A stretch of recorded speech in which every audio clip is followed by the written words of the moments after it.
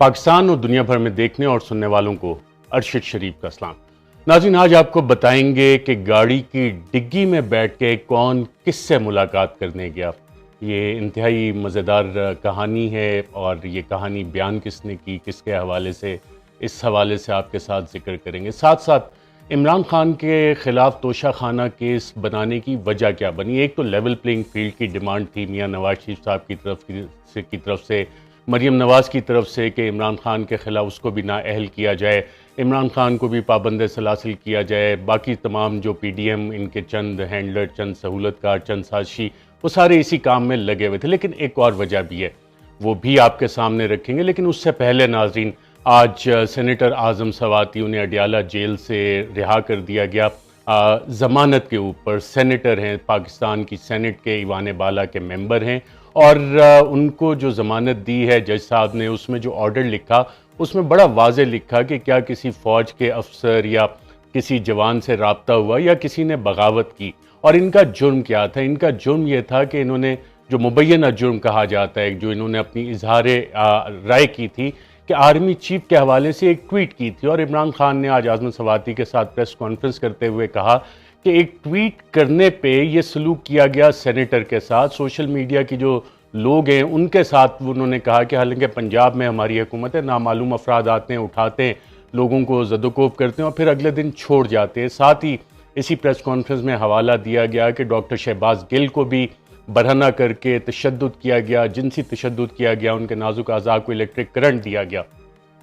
साथ ही इसी press conference में जिक्र हुआ नौजवान सहाफ़ी जमील फारूकी का। उनका कसूर भी ये था कि उन्होंने एक ट्वीट की थी और डॉक्टर शहबाज गिल के कस्टोडियल टॉर्चर के हवाले से उन्हें भी पकड़ा गया, बरहना किया गया, तशद्दुद किया गया जमील फारूकी के ऊपर, सहाफ़ी पे भी। और आज जब प्रेस कॉन्फ्रेंस की आज़म सवाती ने, तो उन्होंने वो मामलात बताए, वो हालात बताए कि किस तरह से उनके घर में रात के आधी रात को मिडनाइट रेड जिसको कहा जाता है, लोग आए, दीवारें फलांग के आए और इमरान खान ने कहा कि बगैर वारंट के वो लोग दाखिल हुए थे और FIA के लोगों ने उनकी पोतियों के सामने उन पर तशद्दुद किया और उसके बाद उन्हें ले गए और नामालूम अफराद के हवाले किया। और इस हवाले से आज़म सवाती साहब ने honourable chief justice Umar Ata Bandial साहब से अपील की है कि आइन के आर्टिकल 184(3) के तहत आपकी बुनियादी जिम्मेदारी है कि पाकिस्तान के शहरियों के बुनियादी हकूक़ का दिफा करें। उन्होंने कहा कि मैं एक वकील भी हूँ, 74 साल मेरी उम्र है, एक पार्लियामेंटेरियन हूँ, और अगर वकला और पार्लिमान और सेनेट ने इस हवाले से कुछ ना किया, जज साहिबान ने कुछ ना किया, तो उस दिन से डरें कि खुदा न खास्ता किसी जज के साथ ये हो, किसी जज को नंगा करके उसे तशद्दुद किया जाए, दीगर पार्लियामेंटेरियंस के साथ यही सलूक किया जाए। और साथ साथ उन्होंने ये भी कहा कि मैं सुप्रीम कोर्ट खुद जाऊंगा, मैं दुनिया की तमाम फोरम्स पे ये आवाज़ उठाऊंगा ताकि वो लोग जो इस तशद्दुद में मुलव्विस हैं उनका पता लगाया जा सके। नाज़रीन, इमरान खान साहब ने भी नामालूम अफराद का जिक्र किया। इस हवाले से नाज़रीन, अगर हम मुल्क की तारीख़ देखें तो मोहतरमा बेनज़ीर भुट्टो के दौर में एक ऑपरेशन मिडनाइट जैकॉल हुआ था और मोहतरमा बेनज़ीर भुट्टो साहिबा ने बाकायदा नाम बताए थे और उसमें उस वक्त के army chief general Aslam Beg का नाम भी आया था। फिर ब्रिगेडियर इम्तियाज़ का, जो ISI के इंटरनल विंग के थे, उनका नाम भी आया था। फिर मेजर आमिर का नाम भी आया था और इनके बाद में बाकायदा तौर पे कोर्ट मार्शल भी हुआ था। और मेजर आमिर ने कस्टडी में बताया था कि जो जनरल असद दुरानी ने अपनी किताब में भी इसका जिक्र किया है कि उनसे जब पूछा गया तो उन्होंने जनरल असलम बेग को इन्वॉल्व करने की भी कोशिश की। और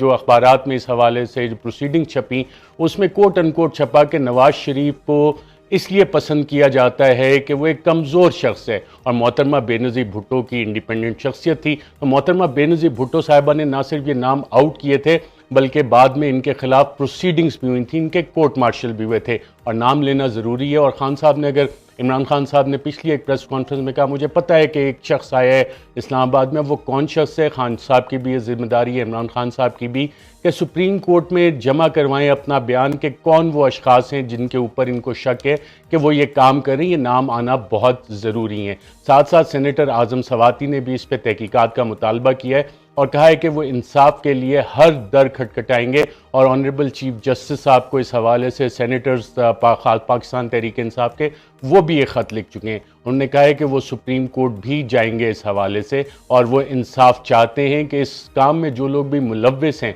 तशद्दुद के काम में मुलव्विस हैं, लोगों को बरहना करने में, उन्हें बाकायदा तौर पर सामने लाया जाए और करार वाकई कानून के मुताबिक सज़ा दी जाए। इस हवाले से नाज़रीन, टॉर्चर के ख़िलाफ़ पार्लियामेंट ने एक बिल भी पास किया है और इस बिल में सज़ाएँ हैं पब्लिक ऑफिशल्स के लिए जो इस काम में मुलव्विस होते हैं। इस पर अब सदर मुमलिकत डॉक्टर आरिफ अलवी जिस दिन सिग्नेचर करेंगे, साइन करेंगे, ये बाकायदा कानून बन जाएगा। और क्या हम इसको एक वाहिद मिसाल बना सकते हैं, पहली मिसाल बना सकते हैं कि अगर पाकिस्तान ने तरक्की करनी है, जो 75 साल से गुलामों वाला सलूक होता है पाकिस्तान के शहरियों के साथ, जो सलूक अमरीकी अफवाज ने अबू गरीब में किया, गुंतानामो बे में किया, जो बरतानवी साम्राज्य यहाँ पे बर सगीर पाक व हिंद में आज़ादी से पहले करता था, वो पिछले 75 साल से टॉर्चर, कस्टोडियल टॉर्चर पाकिस्तान में चल रहा है। कानून पास हो गया है, तो क्या आज़म सवाती के केस में इन लोगों को आइडेंटिफाई करके बाकायदा तौर पे सज़ा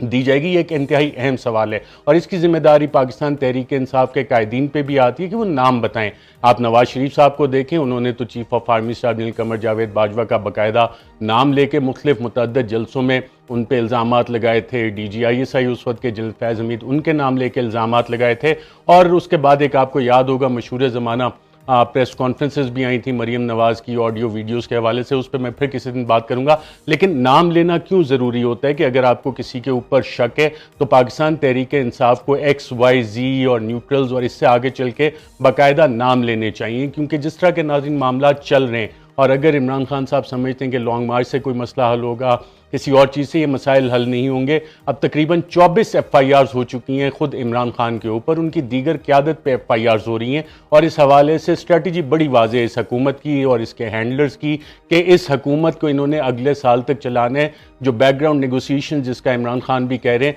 वो सिर्फ एक बाकायदा तौर पर स्मोक स्क्रीन है जिसको कि खड़ा किया गया है कि इंगेज रखो और बाकी सारी चीज़ें। अब आगे चीज़ें लेके कैसे चलनी है, प्रेशर बिल्डअप कैसे करना है, प्रोटेस्ट कैसे करने हैं, वो इमरान खान ने कहा है कि वो इस हवाले से खुद स्पेशलिस्ट हैं, पाकिस्तान तहरीक इंसाफ स्पेशलिस्ट है। और इलेक्शन कमीशन ऑफ पाकिस्तान के बाद नाअहली के बाद जो अनाउंस किया, जो फैसला आया, लोगों ने खुद भी जाहिर किया कि वो अब तंग आ चुके हैं इन सारी ड्रामेबाजियों से। फवाद चौधरी कहते हैं बंद कमरों में जो फैसले होते हैं उनका दिन और दौर चला गया। और जो नाज़रीन अभी तक की इतलात हैं, जो आज तक जिस वक्त मैं आपसे बात कर रहा हूँ, बाकायदा तौर पे सरकारी तौर पे वो फैसला अभी तक रिलीज़ नहीं किया गया इलेक्शन कमीशन का। कहा जा रहा है कि एक मेंबर ने अभी तक दस्तखत नहीं किया। अगर एक मेंबर ने दस्तखत नहीं किए तो कल ऐसे क्या वाक़यात थे, क्या इतनी जल्दी थी कि कल ही ये अनाउंसमेंट करनी थी इलेक्शन कमीशन ऑफ पाकिस्तान ने कि एक मेंबर मौजूद भी नहीं है, बीमार है, दस्तखत भी नहीं है और अभी तक फैसला वो बाकायदा तौर पे रिलीज़ भी नहीं किया गया। अब नाज़रीन सवाल आता है कि इमरान खान पे तोशाखाना का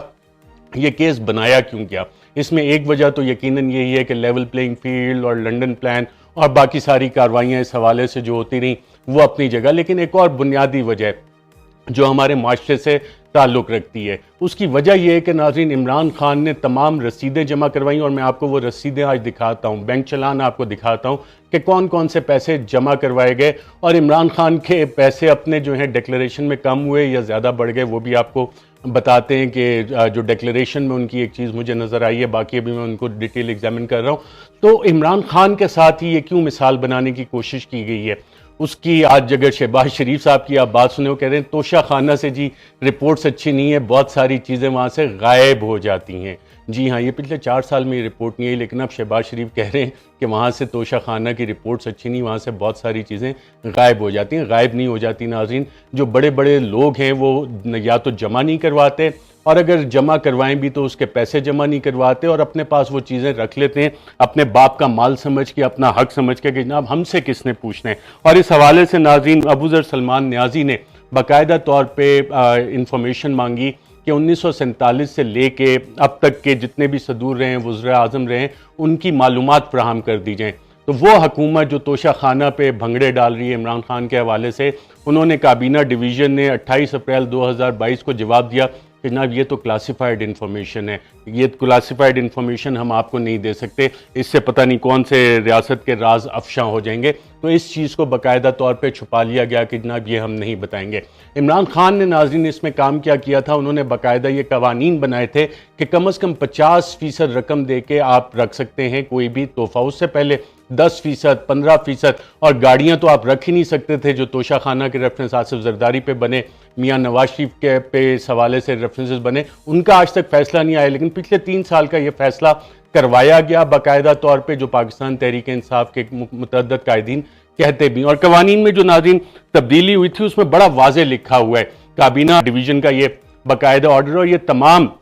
जब आप इसका पहला पैराग्राफ पढ़ते हैं तो इसमें लिखा हुआ है कि तमाम सरकारी और पब्लिक फंक्शनरीज, यानी कि कोई भी सरकारी अफसर हो, पब्लिक फंक्शनरी हो, चाहे वो एमएनए हो, सेनेटर हो, प्रेसिडेंट हो, प्राइम मिनिस्टर हो, कोई ब्यूरोक्रेट हो, उन सब ने, डिप्लोमेट हो, कोई फौज का बंदा हो, आर्मी, नेवी, एयरफोर्स, सब ने वो अगर कहीं बाहर जाते हैं किसी विजिट पे तो वो तोहफे जो भी उनको मिलते हैं वो जमा करवाने हैं। साथ साथ इसी कानून में ये चीज़ लिखी हुई है कि ये वाला अप्लाई किस किस पे करेगा। मैं आपको पढ़ के बता देता हूं कि ये सदर मुमलिकत पे अप्लाई करेगा, head of the government prime minister पे अप्लाई करेगा, चेयरमैन सेनेट पे अप्लाई करेगा, उनके फैमिली मेंबर्स पे भी अप्लाई करेगा, स्पीकर कौमी असेंबली पे अप्लाई करेगा, चीफ जस्टिस पाकिस्तान पे करेगा, तमाम प्रोविंसेस के गवर्नर्स पे करेगा, वफाकी काबीना के मेंबरान, attorney general, ministers of state, deputy chairman senate, deputy speaker national assembly, dignitaries including ministerial status, यानी कि जो एडवाइजर्स, एसएपीएन जिनका के मिनिस्टर का स्टेटस है, उन्हें भी कोई भी तोहफा मिलता है तो उन्होंने भी वो जमा करवाना है, बताना है। प्रोविंशियल काबीना, सूबाई काबीना, सुप्रीम कोर्ट के तमाम जज साहिबान, चीफ जस्टिस और जजेस, हाई कोर्ट्स के चीफ जस्टिस और जजेस, उन तमाम की भी जिम्मेदारी है। पार्लियामेंटेरियंस, तमाम मुंतखब नुमाइंदे, ऑल गवर्नमेंट सर्वेंट, तमाम सरकारी अफसरान, सिविल और मिलिट्री, जो कि चाहे वो सिविल ब्यूरोक्रेसी में हो या मिलिट्री ब्यूरोक्रेसी। नाज़रीन, पिछले 6 साल में chief of the army staff ने भी मुतअद्दिद दौरे किए बैरून मुल्क, उनको भी काफ़ी सारे तहफ़ मिले। मैं मुतअद्दिद बार ये सवाल उठा चुका हूँ कि क्या DGISPR ये बताएंगे कि chief of the army staff को पिछले 6 साल में कितने तोहफे मिले, उन्होंने इस कानून के मुताबिक कितने तोहफे तोशाखाना में जमा करवाए, कितनी रकम अदा की और कितने तोहफे रकम जमा करवा के अपने पास रखे। अभी तक इस पे खामोशी है। अब इस खामोशी की वजह क्या है ये पता नहीं है। अब जिम्मेदारी है मेरे ख्याल वकला की, पार्लियामेंटेरियंस की, सेनेटर्स की। पार्लियामेंट में, कौमी असेंबली में कोई भी मेंबर ये सवाल डाल सकता है कि काबीना डिवीज़न बताए कि पिछले 6 साल में army chief general Qamar Javed Bajwa को क्या तहफ़ मिले, chief of the air staff को क्या तहफ़ मिले, chief of the naval staff को क्या मिले, दूसरी डिफेंस डेलीगेशंस को क्या तहफ़ मिले और उसका उन्होंने क्या किया। और मिनिस्ट्री ऑफ डिफेंस इस सवाल का जवाब देने की पाबंद है। इसी तरह सेनेट ऑफ पाकिस्तान में यह सवाल उठाया जा सकता है, कोई भी सेनेटर यह सवाल डाल सकता है कि वजारत दिफा बताए कि मुसल्लह अफवाज के जितने डेलीगेशंस गए हैं उनको कितने तहफ़ मिले पिछले 6 साल में, पिछले 5 साल में, किस किस को कितने तहफ़ मिले और उसका उन्होंने क्या किया। लेकिन अभी तक किसी पार्लियामेंटेरियन ने यह सवाल नहीं डाला। ना सिर्फ ये, कोई भी वकील अब इस बेसिस पे किसी भी अदालत में, Sindh high court, Lahore high court, Peshawar high court, Balochistan high court, Islamabad high court या सुप्रीम कोर्ट में पिटीशंस फाइल कर सकती हैं बार एसोसिएशंस के बताया जाए कि बाकी ये जितने भी डेलीगेशंस गए हैं, मिलिट्री डेलीगेशंस गए हैं, डिफेंस डेलीगेशंस गए हैं, इनको कितने तहफ़ मिले, इनमें से कितने लोगों ने ये तहफ़ जमा करवाए और कितनों ने कितनी रकम देके ये तहफ़ अपने पास रखे। क्योंकि अगर मुल्क के वज़राए आज़म, चाहे वो नवाज शरीफ हों, चाहे वो यूसुफ रज़ा गिलानी हो या साबिक सदर आसिफ जरदारी हो या साबिक वज़ीर आज़म इमरान खान, वो तो ये जवाबात दे रहे हैं, तो इनसे जवाब कौन लेगा? क्योंकि कानून तो बड़ा वाज़ेह है कि जवाब तो सबने देना है। तो ये तफसीलात कौम के सामने कब आएंगी, लेकिन आएंगी ज़रूर, क्योंकि ये वाला मामला अब इस तरह से ख़त्म होने वाला नहीं है। और अगर कोई समझता है कि ये मामला ऐसे ख़त्म करवाया जा सकता है धौंस, धांधली, धमकी, ज़बरदस्ती, सेंसरशिप के ज़रिए, तो ये वाला केस अब ख़त्म होने वाला नहीं है। इसका जवाब सबको देना होगा।